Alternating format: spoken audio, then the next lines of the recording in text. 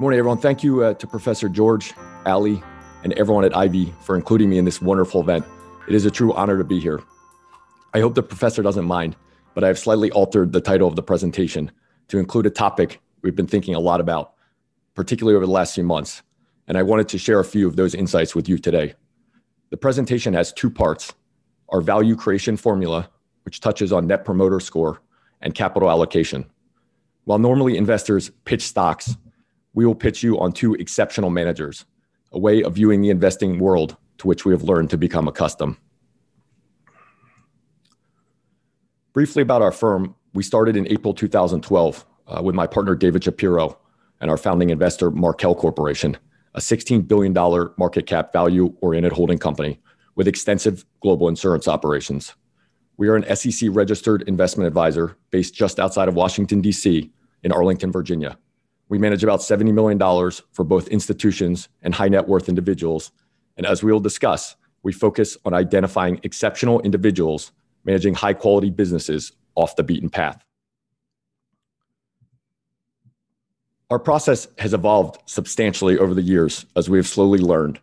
In our early days, we were very focused on buying cheap, paying minimal attention to the quality of the business, and even worse in some cases, knowingly investing in organizations with below average management.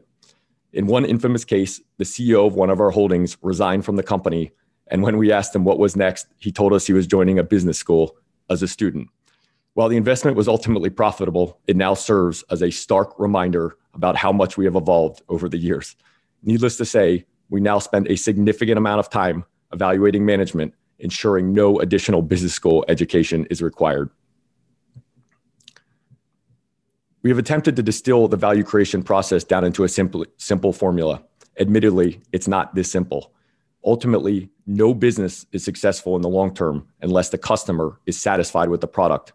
And we believe the Net Promoter Score is the single best measure of customer delight. Just because a manager is good at pleasing the customer doesn't necessarily mean that individual is talented at redeploying the capital generated by the business. So we've added that as a second variable to the equation. I will touch on both variables in more detail, but we believe that when both are present, there is an opportunity for substantial value creation. While to a large extent, these variables are obvious in any standard fundamental analysis, we believe both are often forgotten and are massively underappreciated by investors. We believe wonderful customer experiences are often created by what we call customer fanatics, individuals who are absolutely, utterly obsessed with pleasing the customer, no matter what.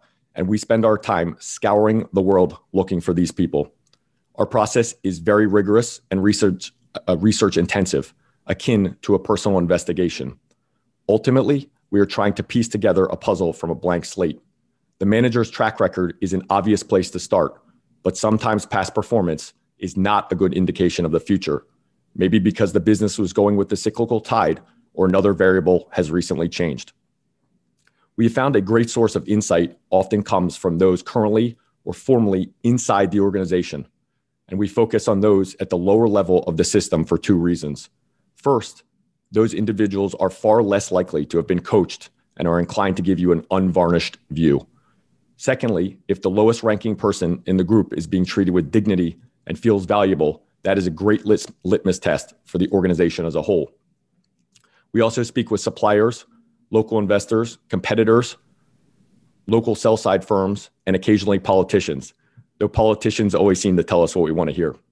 We love spending time with management, both on site and also having a meal with them, as we have noticed a dining experience tends to display one's true character and motivations much better than a Zoom call. And lastly, we speak to customers, who are the most important of all. Our friend and former conference speaker, Peter Kaufman, the CEO of Glenair, has a fantastic analogy that we often think about when analyzing a business and the customer experience, but the concept can be applied to any relationship. Imagine, if you will, bringing home a brand new puppy, a very cute puppy like the one on this page. For the first week, he or she is shaking in the corner of the room, afraid of you and your family and making a mess.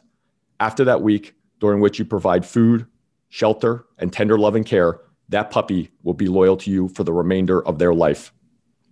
Peter argues, and we wholeheartedly agree, that the exact same phenomenon occurs with humans, with just one difference.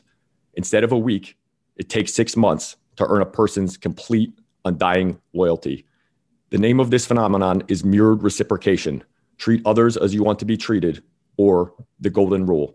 Think about how few businesses in your personal life treat you like a new puppy and have earned your undying loyalty. Remember that time the restaurant lost your reservation, or the contractor tried to overcharge you for a repair?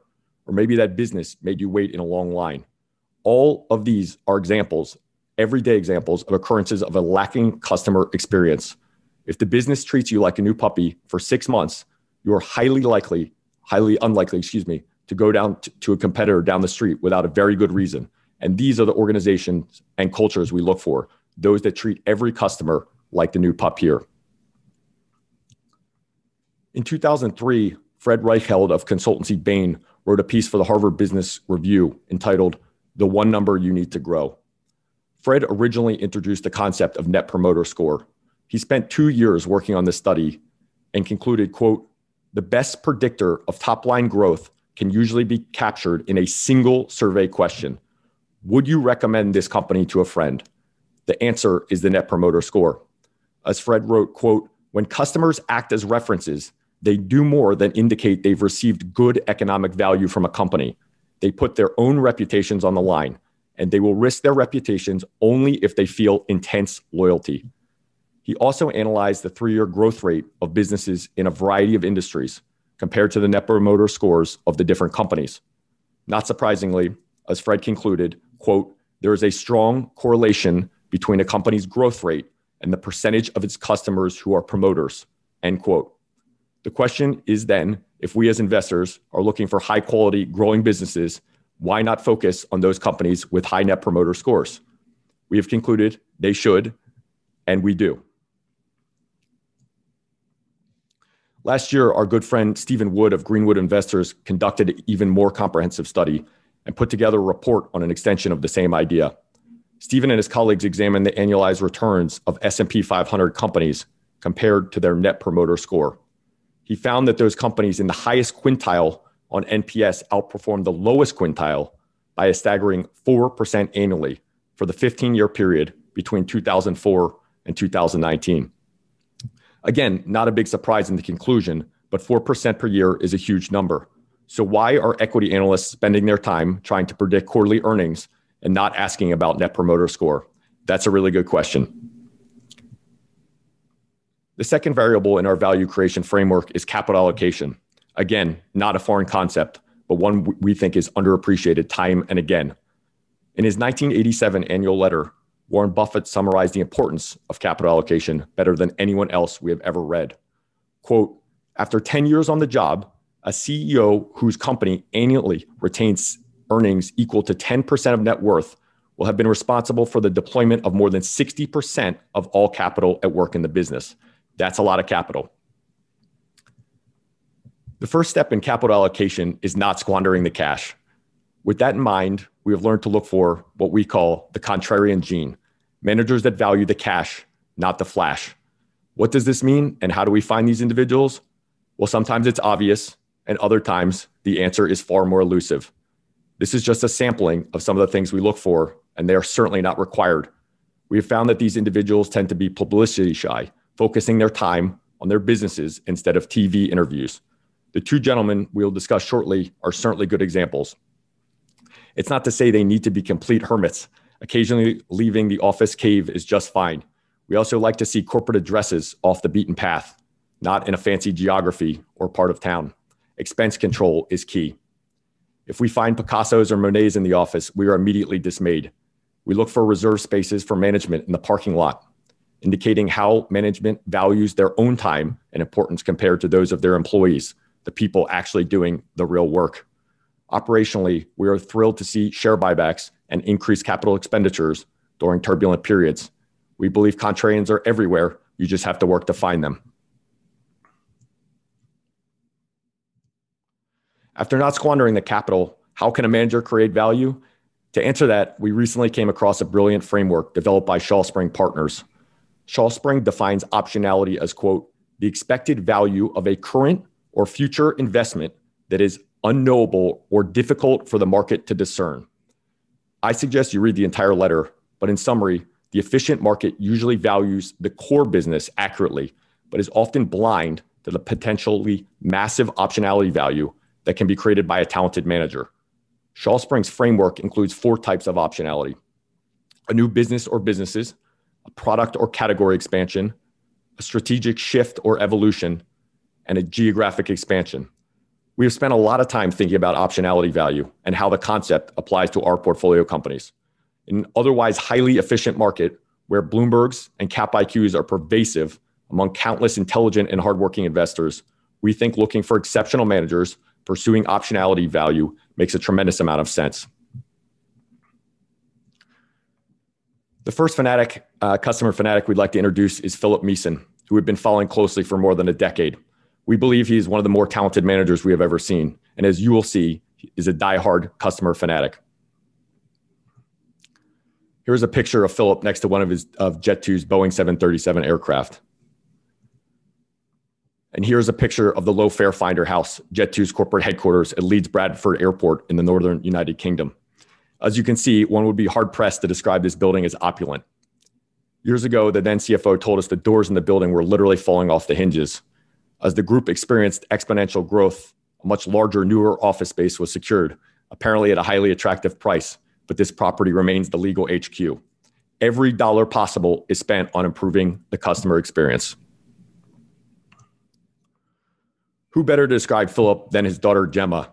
Quote, he's a self-made man, very focused, and has very clear ideas. He works 7 days a week, 24 hours a day. He gets up every morning at 4 a.m. and goes cycling with his Mickey Mouse bell around Knightsbridge. He lives to work, end quote. We think that's a pretty accurate description, although we can't personally confirm the Mickey Mouse bell. He has been twice divorced because he is, quote, just passionate about his business. Philip has led a rather remarkable life in our opinion. He was born in 1947 in the northern UK, educated locally, and served as a pilot in the Royal Air Force, in which his father also served. After 5 years, Philip left service after getting in a, quote, bust up with his bosses about his refusal to fly bombers. He started in the car business selling Citroens and then together with partners, built a successful BMW dealership in West London.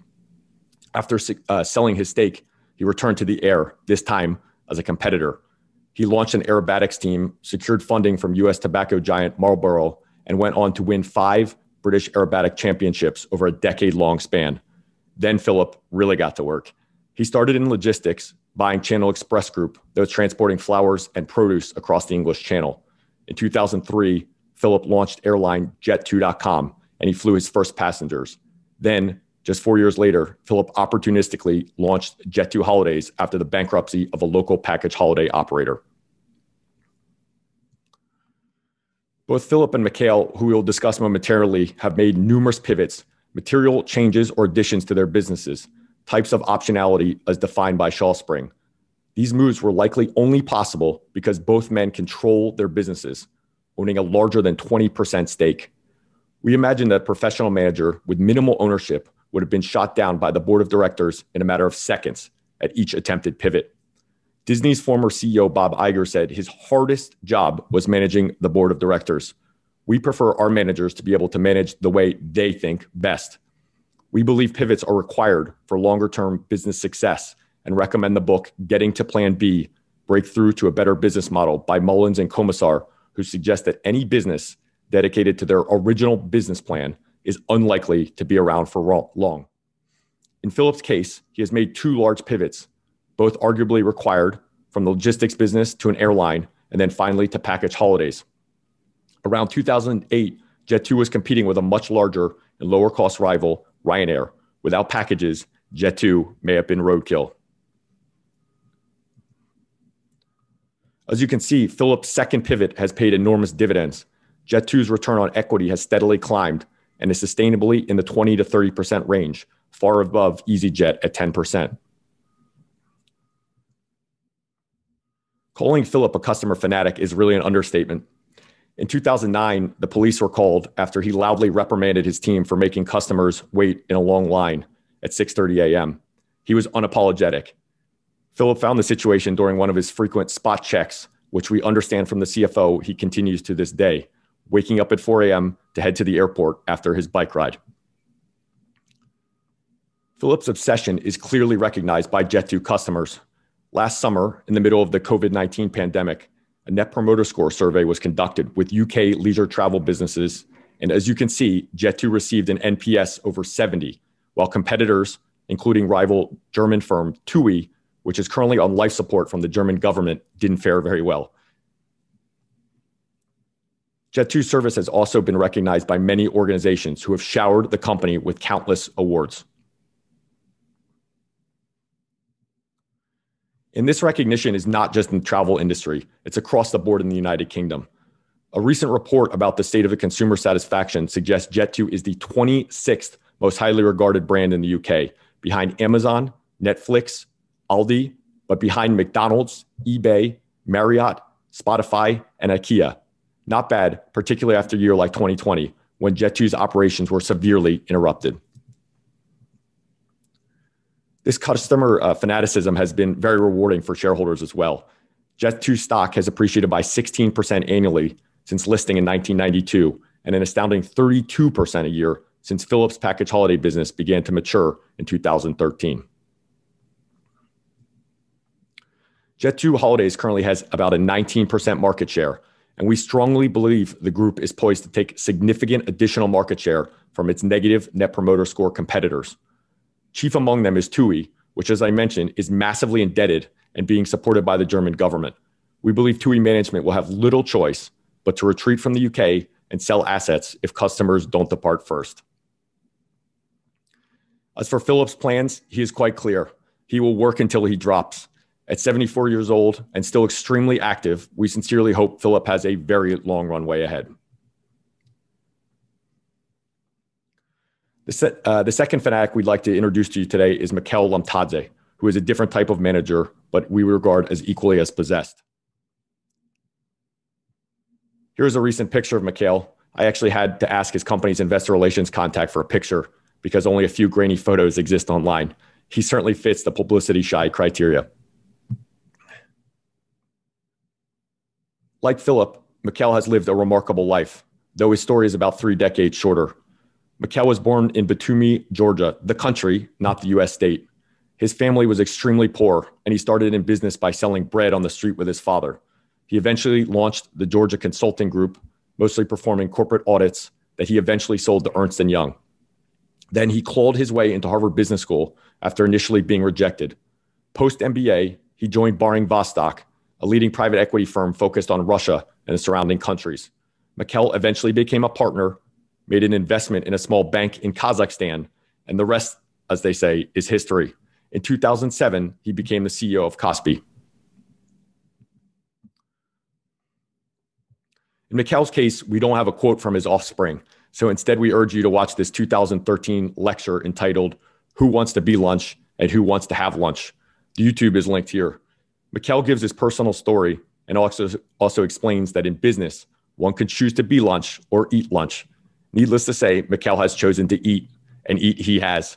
We found this class to be one of the better business lectures we have seen, and certainly believe it is a very valuable way to spend an hour. Like Philip, Mikhail has made massive pivots over the last 14 years or so. He took over a small bank and immediately fired almost the entire management team. He hired young and hungry talent from outside the banking industry.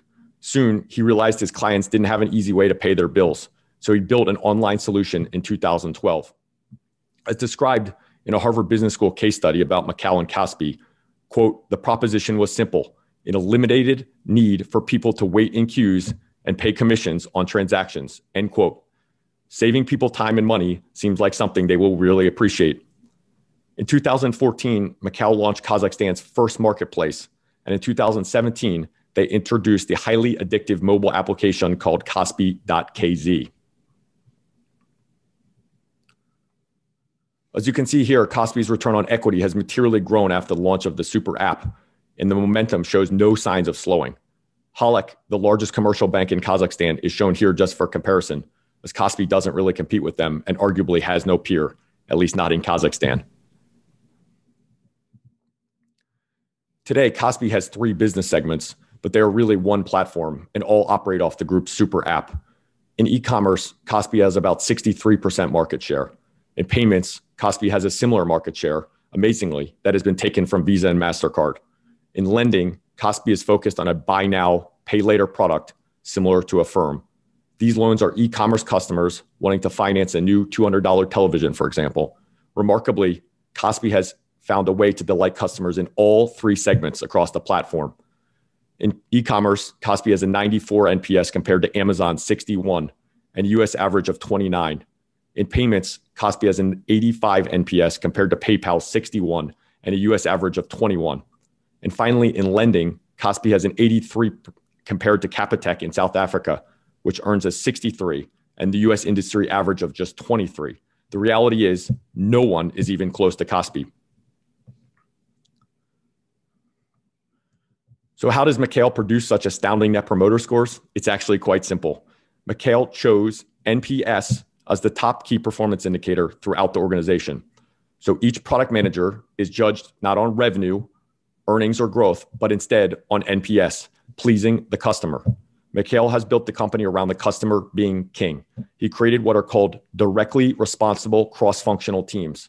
Quote, a team that was directly responsible for each product or service, and these teams include people from different functions: design, user experience, product development, IT, data sciences, risk, finance, legal, and so on, end quote. How many companies have an organizational structure that looks like this? Not many to our knowledge. The focus on NPS is so extreme that at one point, Mikhail decided to kill 40% of his revenue in a 48-hour period. That's the story of KASPI'S credit card. The NPS was negative, and as Mikhail says, quote, people hated different fees attached to credit cards, and they could not repay the debt over time due to its revolving nature. A negative NPS meant for us that credit card did not fulfill our mission. We called it unhealthy earnings, end quote. And boom, credit cards were gone within 48 hours. Our work suggests that KASPI not only measures NPS, but actively encourages the customer to let them know what they want. Through the super app and via phone, KASPI constantly and consistently engages the customer shortly after the transaction. Again, Mikhail's focused on improving customers' lives, not on financial performance. If you make a customer happy in Kazakhstan, or anywhere for that matter, earnings will come and come quickly.